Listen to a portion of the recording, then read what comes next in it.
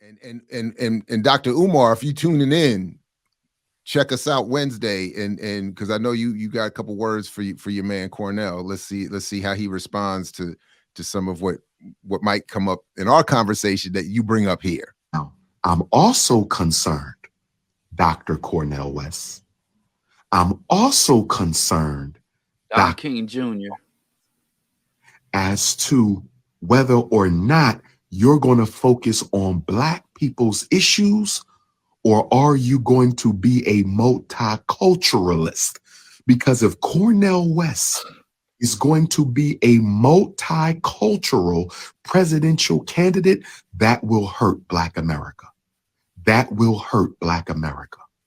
That will hurt Black America. So all due respect to Dr. Cornel West, who I respect, dear elder Dr. Cornel West, if you are going to be a multiculturalist during your presidential campaign, you will hurt Black America, because you will help the Democrats and Republicans take the attention away from Black people.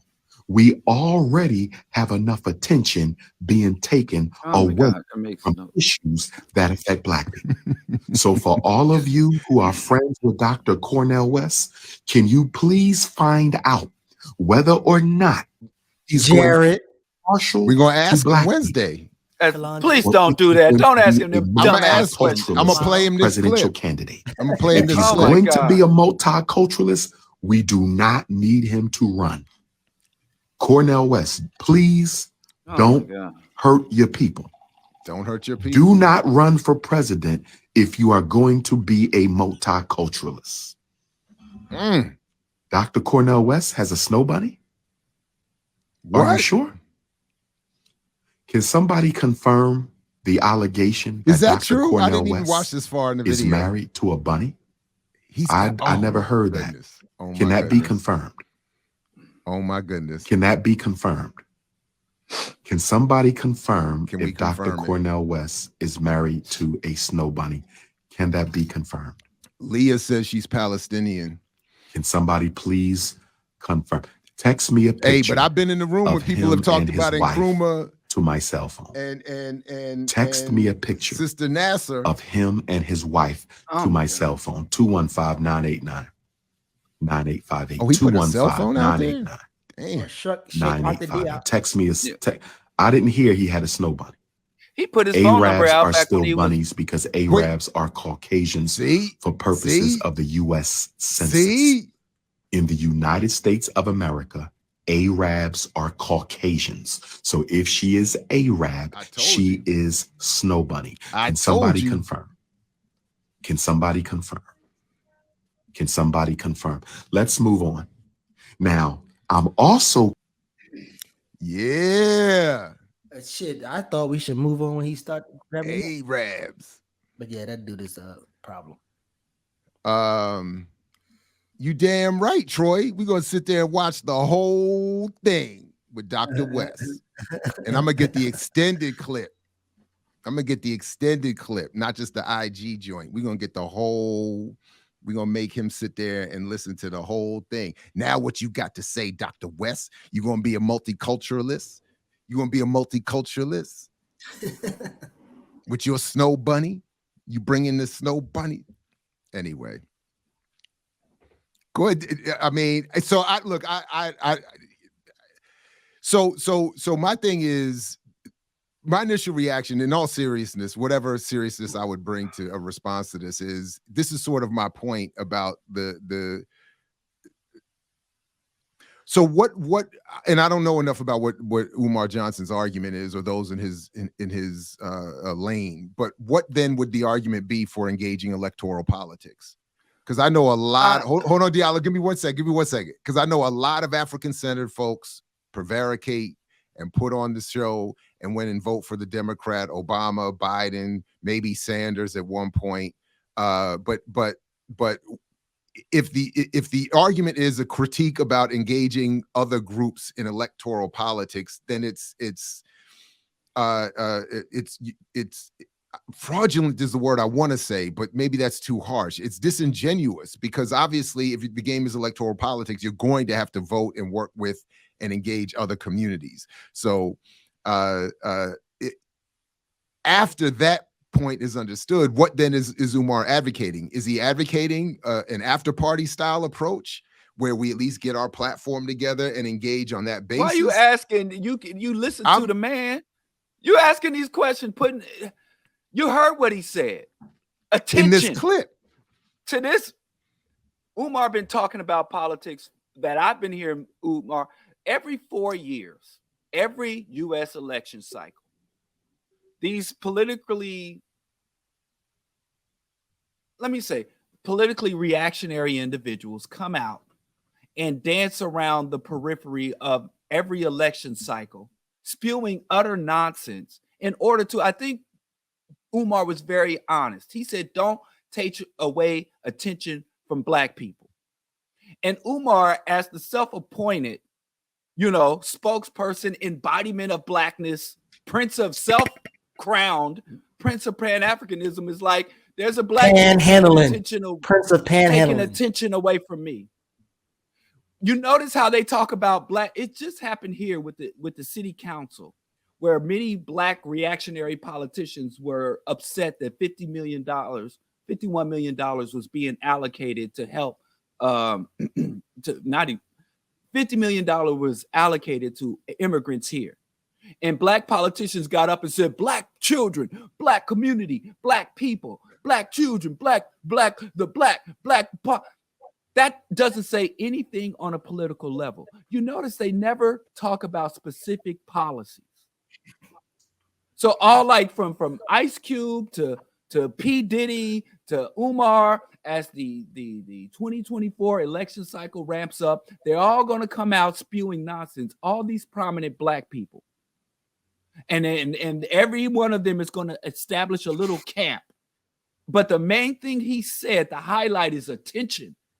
They get attention. They want to raise their profiles because they know that the media is going to be supercharged. The public for every 4 years is reoriented to pay attention to politics and learn names of people they normally don't know. And the various factions of the white elites will anoint their particular handpicked representatives and all that shit. So here's the bottom line.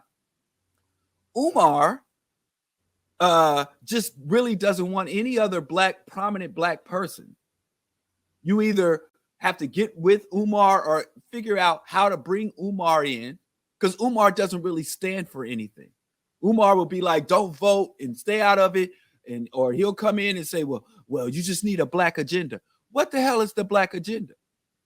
Even when they say, because I'm pretty sure he doesn't look at the platform of the Democrats. He didn't go look at the platform of the Republicans or this new party or this faction that what's his name? Cornel has aligned with.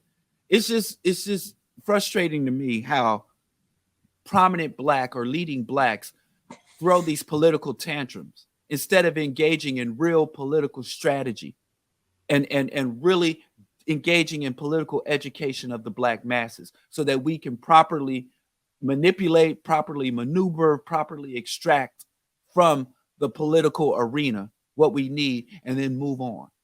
They just throw these political tantrums and it's all about attention. Yeah, I see him to be the one who like throw a bunch of shit around and hopefully some of it stick with Black people. So whenever he throw the anti-Asian hate, Black people love that as well. Or if he start talking about the school or whatever. So I just think he has. It just didn't make any sense. Take attention away from Black people. What does that even mean in the context of a presidential election cycle? What does that mean? Well, I'm sure somebody resonate with that because when he's on the Breakfast Club, Charlemagne and Teslin and all of them will say, "Oh, we need a Black agenda. We need a Black agenda. What's your goal for Black America?" So, and that's another thing when they say they stand up. No serious population ask for an agenda. If you're asking someone to have an agenda for you, you're literally subordinating yourself to that person or to that party. You don't go to anyone and ask for an agenda. You go to them with your No, agenda. I thought Geechee was saying that they were asking him what the agenda was. Is They that not? ask politicians, what's your black agenda? What's the black agenda for the Democrats want our votes? What's the Democratic Party's agenda for black people? What is many of these, again, political reactionaries go out and request that the Democrats develop a black agenda. They go out and request that politicians have a black agenda or an agenda for black people. What are you going to do for black people? When the proper way that works is you bring them your agenda, saying, Correct. Here is the black agenda. And the correct question is, what is your position on the agenda? But before you even present your agenda, you have to go to their existing stated platform and say, well, this is their platform and this is our agenda. Their standing platform does not align with our agenda, so there's even no room for dialogue. We are opposition.